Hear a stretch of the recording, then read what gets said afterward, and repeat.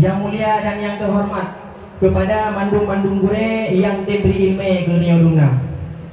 Yang mulia dan juga yang terhormat dan yang sangat ulun cintai adalah seluruh para talabah yang hadir pada malamnya, baik santriwan maupun santriwati. Masyarakat muslimin rahimakumullah, para talabah ada adung yang tuan muliakan. Cara ada rempuk ilmiahnya kemudah dapat. Berleh padim-padim syarat untuk bisa memperolehkannya. Jadi itu dia urutkan ya akhi lan tanawal ilma illa bisidatin. Wahai saudara lu, ada rempuk dia kata akan ilmu kecuali baru ada rempuk dengan nambah perkara. Maka dino saumbika lu pegang kepada kata antam siliha dibayanin dan lu perinci dan lu punya kata. Yang pertama wadakaun. Ibang mana wadakaun kecerdasan. Ibang mumpung kecerdasan. Urung yang itu buta pikiran. Kalau mumpung kecerdasan cuma urung tukang cocok ijan lekal. Hai cocok rasa ada dua. Tetapi seluruh yang itu buta pikiran. Dado midanya badan beraya pikiran dia buta.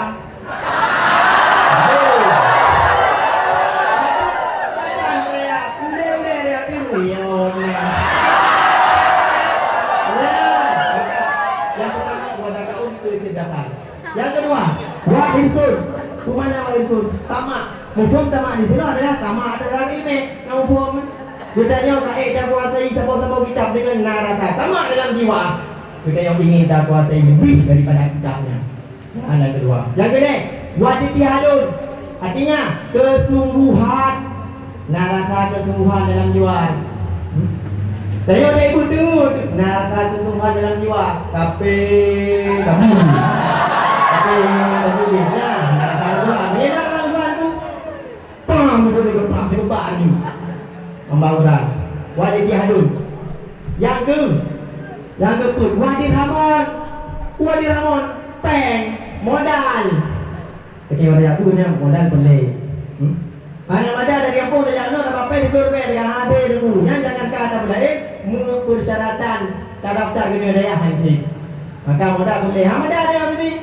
Dari belakang sampai kanan dah boleh. Jadi gede. Tahu gede kan. Kalau dah ini tu dah hai pagi dah. Dah pergi mana itu.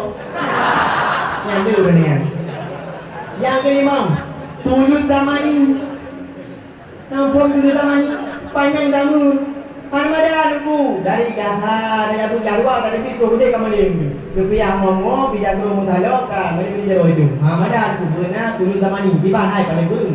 Merah, jumlah tu menang. Jumlah tu. Yang keenam, nyo yang sangat terleh. Bila yang keenam tersebut mana dapat tak kuasai, maka lagalah semua. Terus yang keenam, wasufatul ustazi. Baiklah. Wasufatul ustazi. Bila? Kumana? Berkawan dengan guru. Dalam artian, gede yang menggureh hana bermutuhan. Nah, ikatan mati hadam be. Kadang-kadang itu bijak pelajaran kum dengan tiang listrik. Ayo dah menji baca muncul. Nah, ikatan mati. Nah, ikatan mati. Dan mumpung berkawan dengan guru, tak ajar dah boleh. Tapi ku mau kena. Apa bahu kena. Oh, menyau tak boleh kang bayang tengok, be tengok kang bayang guru.